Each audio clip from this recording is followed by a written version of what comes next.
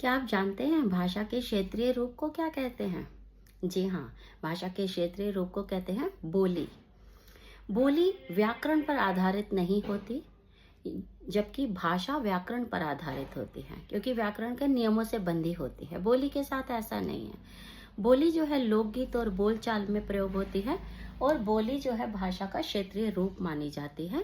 जैसे कुछ मैं आपको उदाहरण देती हूँ बोली के। हरियाणवी बोली, ब्रिज भाषा और अवधी, छत्तीसगढ़ी, जयपुरी, मारवाड़ी, मैथिली, खड़ी बोली, ये सब बोली हैं जो एक विशेष क्षेत्र में बोली जाती हैं।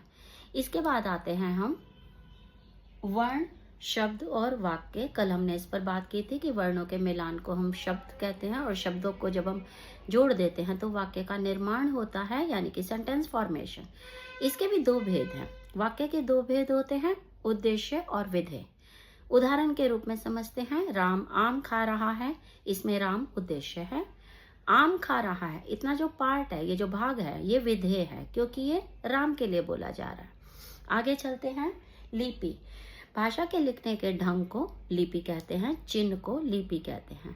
अब कई भाषाओं की एक ही लिपि भी हो सकती है। जैसे हम बात करें कि हिंदी, संस्कृत, गुजराती, नेपाली, इन सब की लिपि देवनागरी है। इसी प्रकार से फ्रेंच, जर्मन, अंग्रेजी, इन सब की लिपि रोमन है। उर्दू भाषा की लिपि फारसी है। पंजाबी भाषा की लिपि गुरुमुखी है। और जापानी भाषा की जो लिपि है वो है हीरागाना, कांताकाना और कांजी। तो ये कुछ भाषाएं हैं जिनकी ये लिपि हैं।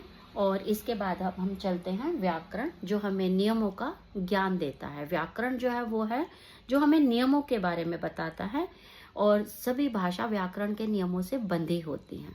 अगर हम वह नियम को लागू नहीं करते, उस पर नहीं चलते, तो हमारी भाषा में अशुद्धि आ जाती है। तभी हम अशुद्ध शुद्ध यानी कि इनकरेक्ट को करेक्ट करते हैं। वो भी हमारे व्याकरण का ही एक भाग होता है। तो आज के लिए इतना ही। और एक बार फिर से अगर हम अपनी बात को पुनरावृत्ति करें तो भाषा की परिभाषा, यानी कि हमारे विचारों और भावों का आदान प्रदान का माध्यम भाषा। भाषा के दो रूप, मौखिक और लिखित। तीसरी सांकेतिक भाषा। भाषा मातृभाषा भी होती है, राजभाषा, राष्ट्रभाषा, मानक भाषा। इसके बाद हमने बोली के विषय में जाना, व्याकरण के विषय में जाना, लिपि के विषय में जाना। तो आशा करती हूँ आप चैनल से जुड़े रहेंगे इसी प्रकार की, और एक भाग 5 में हम भाषा को अपना और अधिक विस्तार में समझेंगे। चैनल को लाइक करें, सब्सक्राइब करें। धन्यवाद।